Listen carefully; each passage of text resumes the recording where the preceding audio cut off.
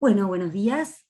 Mi nombre es María Eugenia Di Pierro, yo soy licenciada en psicología y me he especializado en adicciones, en drogadependencias más específicamente, y bueno, y después me he interesado en todo lo que tiene que ver no solamente con la parte de drogas o de sustancias psicoactivas, sino también en lo que refiere a las conductas adictivas, ¿verdad? Trastornos alimenticios, bueno, ludopatías, enfermedades o patologías, mejor dicho, ¿no? Que tienen que ver ahora con todo lo que tiene que ver con la tecnología, que bueno, que se engloban en conductas adictivas. En esta oportunidad me han convocado para hablar de lo que es la prevención y la atención específicamente en adicciones, ¿verdad? En el consumo de drogas. Así que bueno, yo hoy les voy a contar un poco de qué se trata esta problemática. ¿Sí?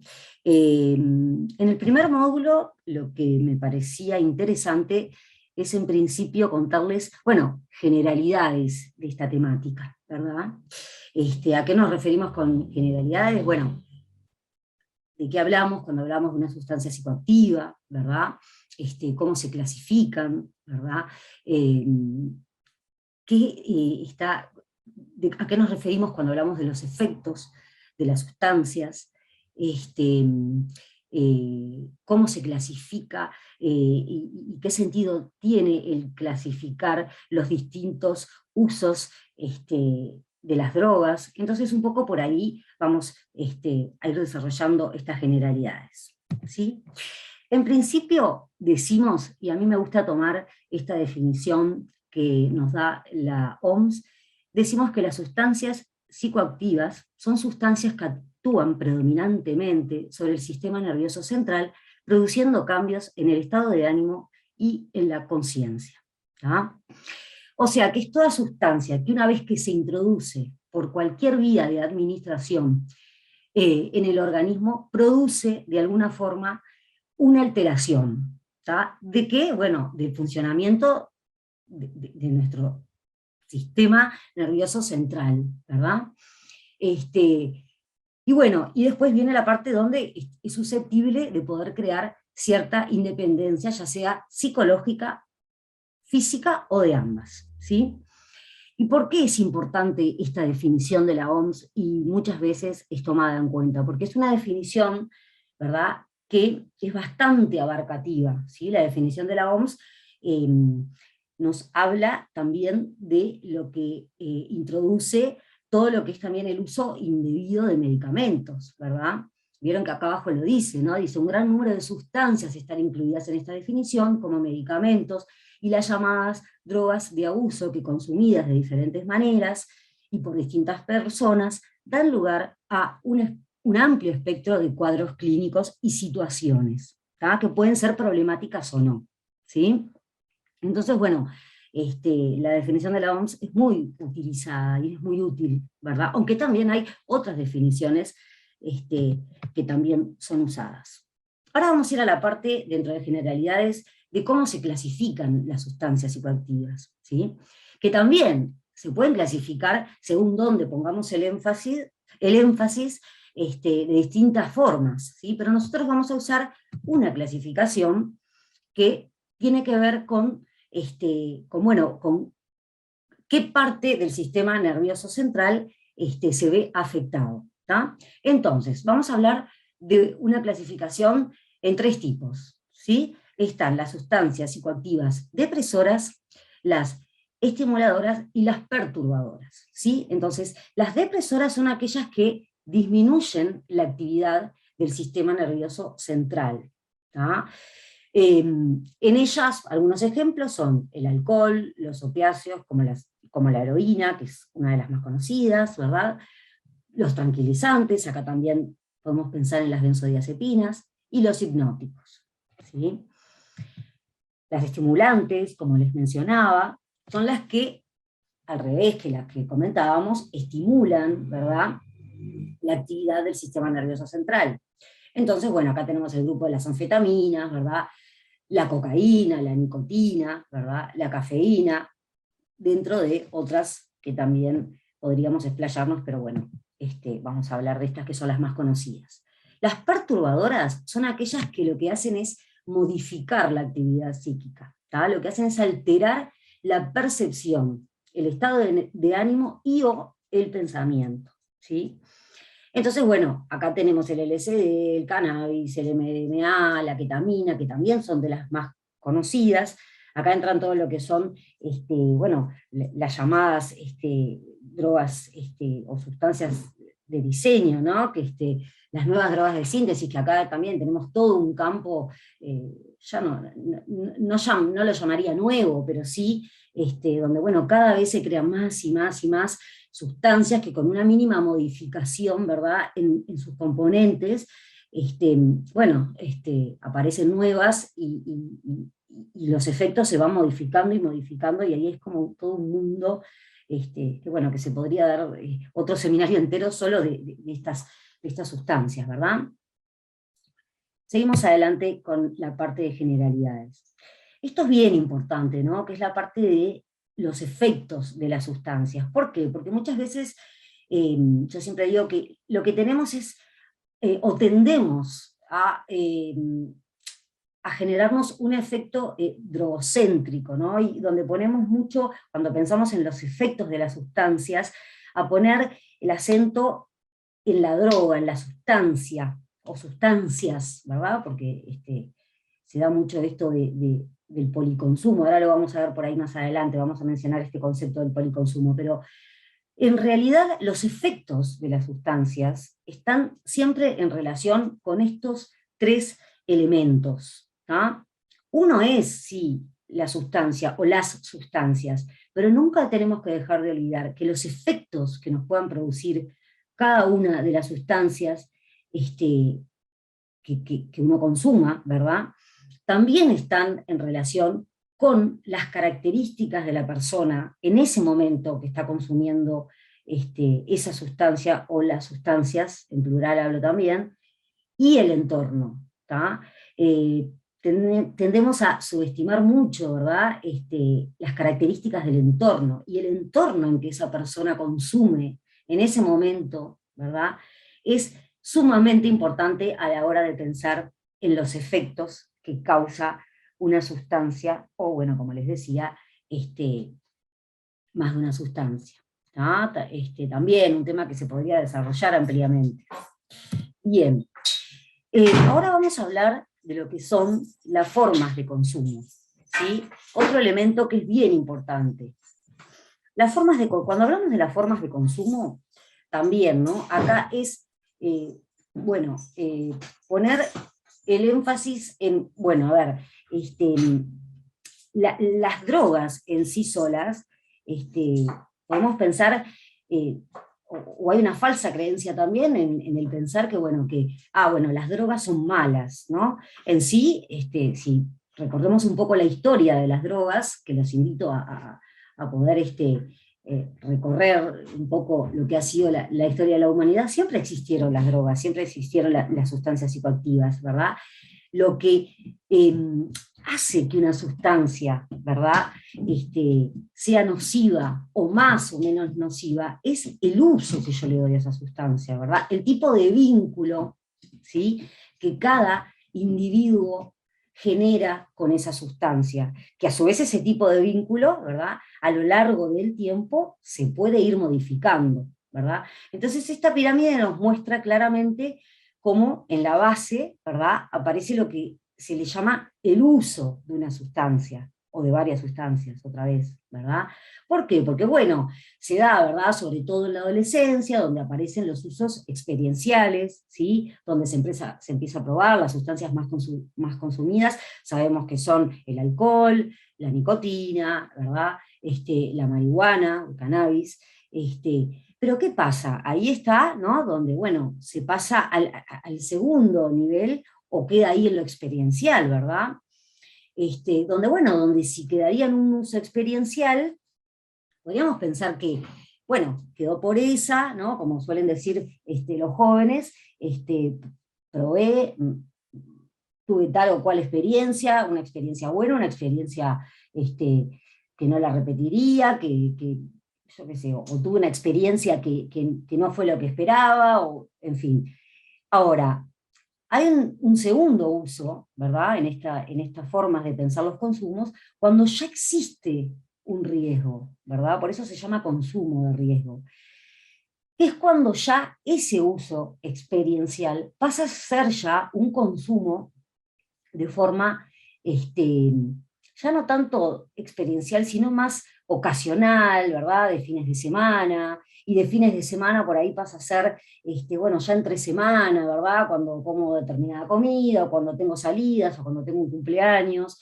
A ver, que acá se me dio por referirme a los adolescentes, pero, a ver, esta pirámide también se da en otras poblaciones etarias, ¿verdad? No solamente pensamos en los adolescentes, porque este consumo y esta progresión de consumo hacia un consumo problemático no solamente comienza en la adolescencia, puede comenzar en cualquier momento de la vida. Entonces, ¿cuándo hablamos de un consumo de riesgo? ¿Y cuándo se pasa un consumo de riesgo? Cuando vemos que puede existir un riesgo inminente, ¿verdad? Y bueno, ¿cuándo puede haber un riesgo inminente? Cuando, por ejemplo, aparecen lo que llamamos las conductas de riesgo, ¿tá? ¿Qué puede ser una conducta de riesgo? Bueno, una persona que ya está tomando alcohol y que de repente ya está manejando bajo los efectos del alcohol, ¿verdad? O bajo los efectos del cannabis, ¿verdad? O bueno, o está manteniendo relaciones sexuales y ya no se está cuidando, ¿verdad?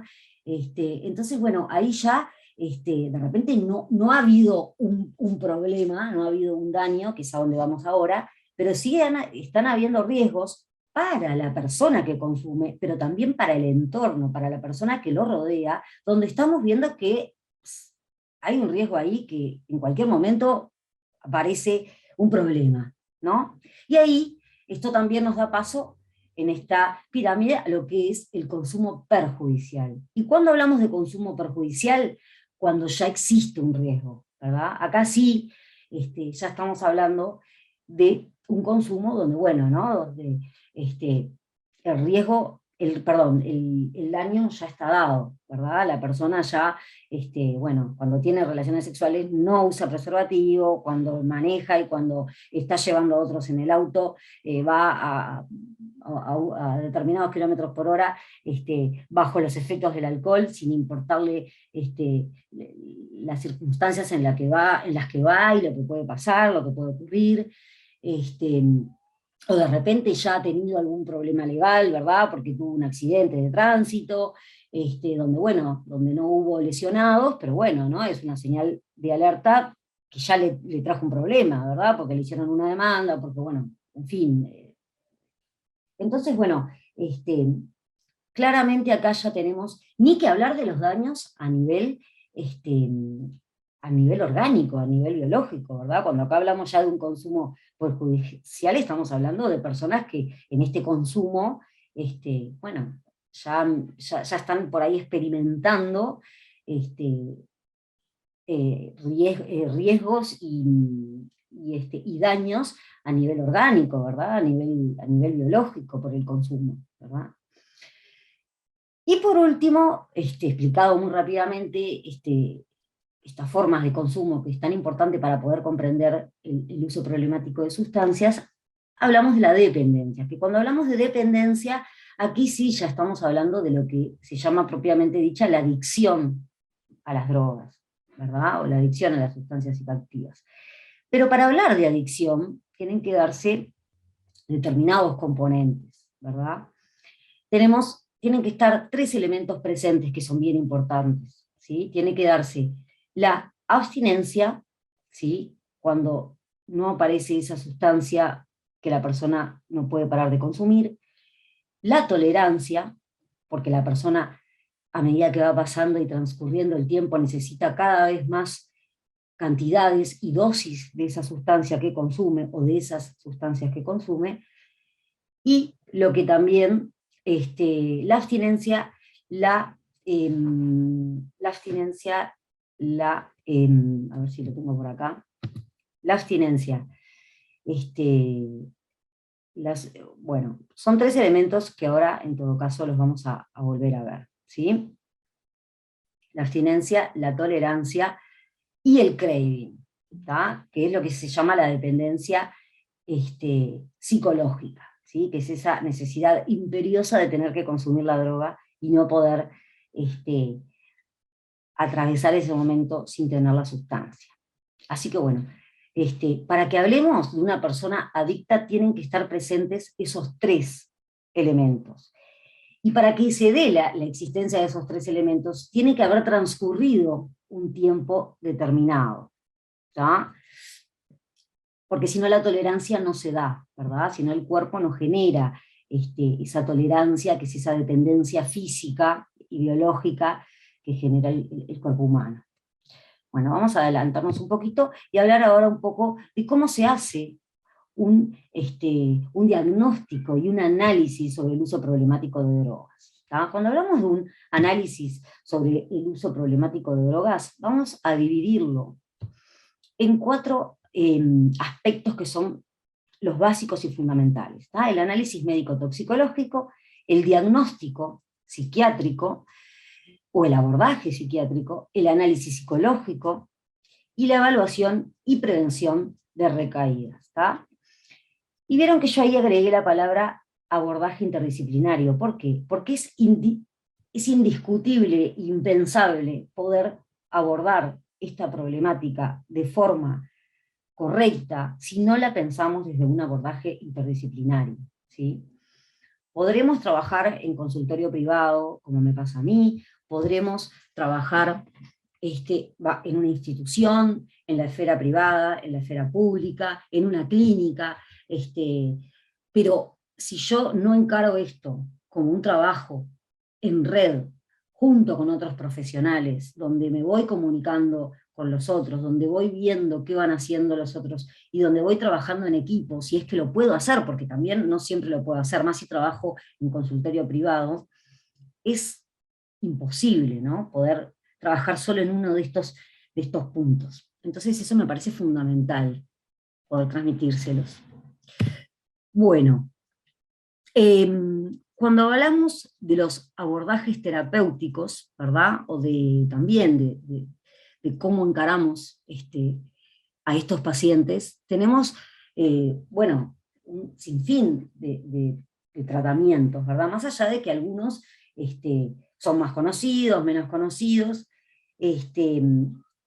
pero bueno, algunos tienen de alguna manera más aceptación, por decirlo de alguna manera, ¿verdad? Y bueno, y en esto de los abordajes, me parece que lo importante es al menos que ustedes puedan quedarse con que tenemos lo que son los abordajes residenciales, ¿verdad? Donde en estos abordajes, bueno, entre ellos los más conocidos son los hospitalarios, ¿verdad? Donde la persona tiene, bueno, una atención las 24 horas del día, ¿verdad? Con un equipo interdisciplinario, médicos, internistas, psicólogos, operadores terapéuticos, psiquiátricos, en fin, pero también tenemos lo que son los tratamientos ambulatorios, ¿sí? Los tratamientos, acá los tenemos, ¿no? Como yo les decía, las modalidades de tratamiento y dispositivos, ¿verdad? Los asistenciales, programas amigables, estrategias para gestionar riesgos y reducción de daños. Los ambulatorios, bueno, son aquellos que también conocemos, ¿verdad? Que son, bueno, las clínicas, ¿verdad? Aquellos en que los pacientes, de alguna manera, bueno, están parte del día allí, ¿verdad? Tienen terapia individual, tienen sus consultas psiquiátricas, ¿verdad? Tienen terapia de grupo o terapia de apoyo mutuo, ¿verdad? Pero bueno, pero tienen un momento en el que vuelven, a sus domicilios, ¿verdad? Y al otro día regresan, ¿verdad? En ellos también, ¿verdad? Tenemos intervenciones individuales, grupales, ¿no? En estos casos la terapia de grupo es muy importante, ¿verdad? Los grupos de apoyo mutuo son muy, muy importantes, ¿sí? Y bueno, y acá yo volví a agregar esto de la tríada, ¿no? Del entorno, de las sustancias y del individuo, porque bueno, ¿por qué la importancia también de estos tratamientos ambulatorios? Porque justamente, ¿verdad? Lo importante también es que tengamos mucho cuidado cuando empezamos a trabajar con estos pacientes y empiezan a tener niveles de mejoría y empiezan a tener motivación para el cambio, ¿verdad? Hay que tratar de sostener esa motivación, hay que ir viendo sus niveles de motivación, ¿verdad? Los factores de riesgo, los factores de protección, que ahora vamos a ir viendo. Entonces, eso incluye también, ¿verdad? Muchas veces tener que incluir en estas modalidades de tratamiento la familia, o determinados referentes afectivos, como pueden ser los amigos, como puede ser la pareja, como pueden ser hermanos, que ellos consideran que pueden intervenir mucho y contribuir, ¿verdad?, en los tratamientos. Este, entonces, el entorno, ¿verdad?, la comunidad, los barrios, los grupos en los que ellos participan en los barrios, el club, ¿no? Es sumamente importante tener en cuenta a la hora de pensar en estos tratamientos los entornos en los que ellos se mueven. El trabajo, hay algunos que vienen donde su motivo de consulta viene dado por el ámbito laboral. Entonces, bueno, ¿cómo vamos a hacer después en esa persona que viene a recuperarse cuando tenga que volver a insertarse a ese lugar de trabajo de donde realmente vino el motivo de consulta, ¿verdad? Entonces no podemos ahí cortar o disociar el entorno de esa persona. Es sumamente importante, ¿verdad? Ni que hablar la familia, ¿sí? Bien. Y por último, para ir cerrando, bueno, el módulo de prevención, ¿verdad?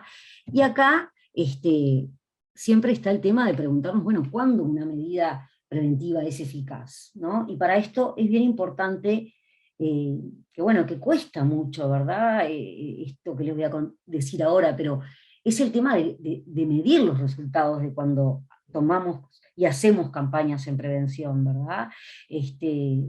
Si nosotros, como también en otras materias y en otras cuestiones, si no medimos la eficacia de estas campañas que hacemos, es muy difícil después ver los resultados, ¿sí? Entonces, eso es un elemento que por lo menos lo quería dejar sobre la mesa, ¿no?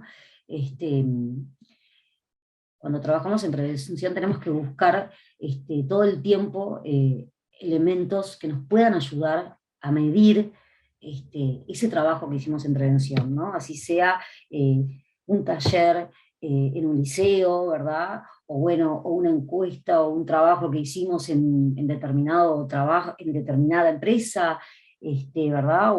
Bueno, tenemos que, es difícil, pero tenemos que buscar medidas para poder evaluar cuantitativamente, ¿verdad? Cómo fueron esas medidas que tomamos en prevención. Bueno, los niveles de prevención, ¿verdad?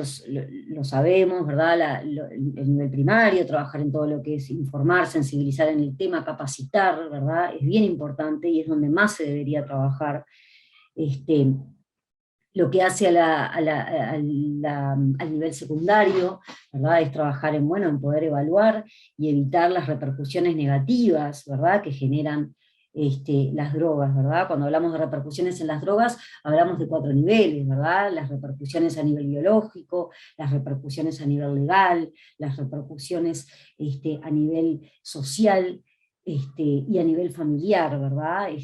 Son repercusiones que, bueno, que se dividen en estas 4 áreas para poder analizarlas, que son 4 áreas bien claras en las cuales se ven, ¿verdad?, los efectos que producen este tipo de problemáticas, ¿verdad?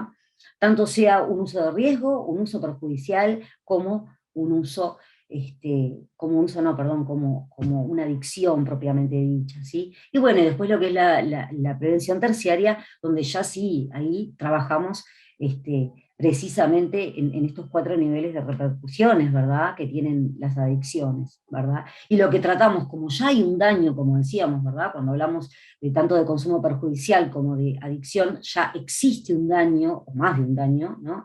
Lo que tenemos que tratar es de evitar que, por ejemplo, si lo pensamos en el campo, en el área de las repercusiones a nivel biológico, ¿verdad? Cuando ya tomamos una persona que ya hay daños a nivel orgánico y biológico que son irreversibles, ¿verdad? Lo que tenemos que tratar es, bueno, de evitar que ese daño siga progresando, ¿verdad? Porque ya no vamos a ir para atrás, pero bueno, en ese sentido tenemos que tratar de que no siga avanzando, ¿no?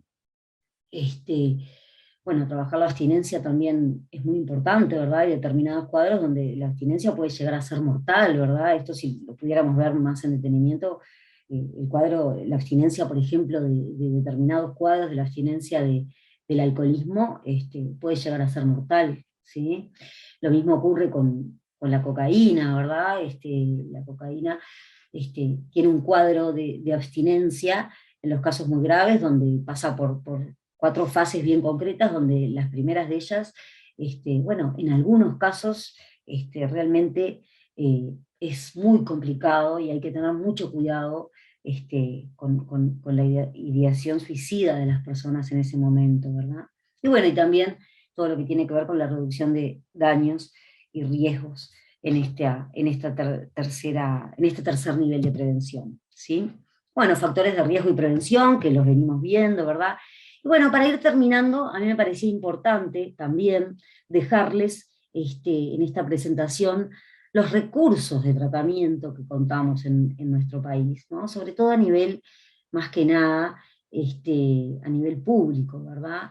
Entonces, bueno, para tener un pantallazo y para que de alguna manera también, al momento de enfrentarnos a esta problemática, bueno, podamos googlear o buscar a partir de esto, bueno, ¿no? Según en el ámbito que yo trabajé, es como ya les decía, no es lo mismo trabajar en consultorio privado, trabajar en determinada institución, trabajar en el interior que trabajar en Montevideo. Entonces, en función de esa red en la que yo estoy inserto, bueno, es como también yo me voy a mover, ¿verdad?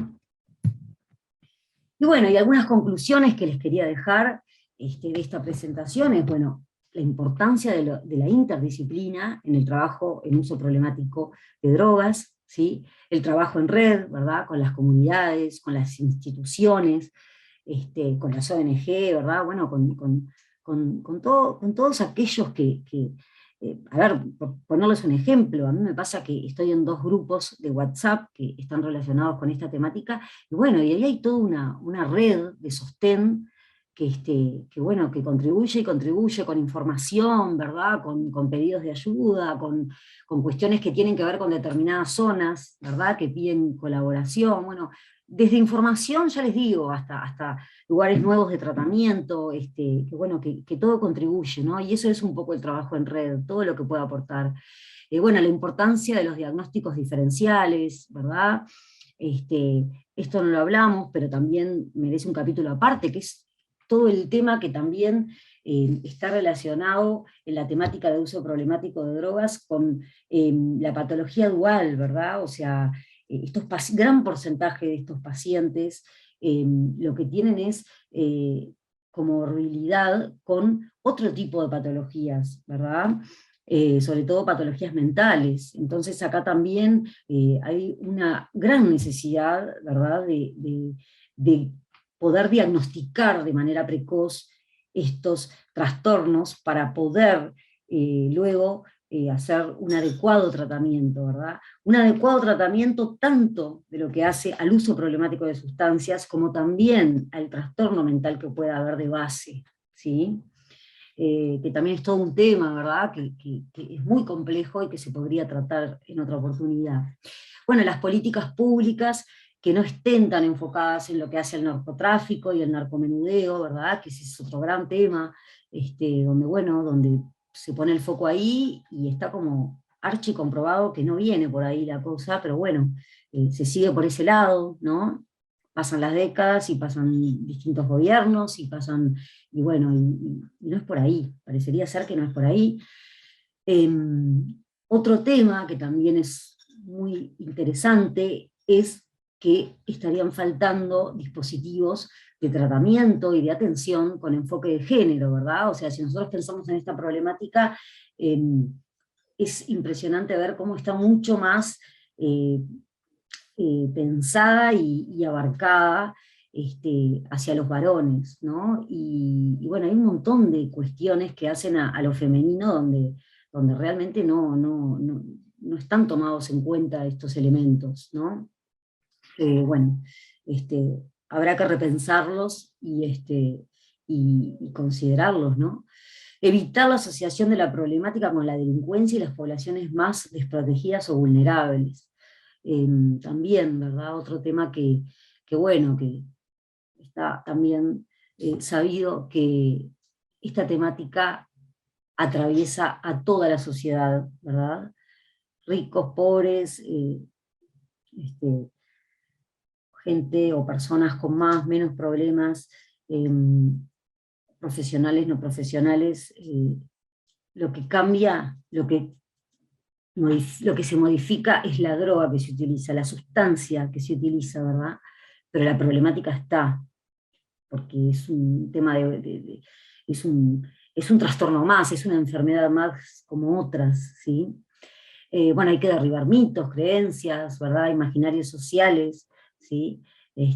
Bueno, hay que informar, hay que capacitarse, ¿verdad? Capacitar a las personas que están en estos temas, ¿verdad?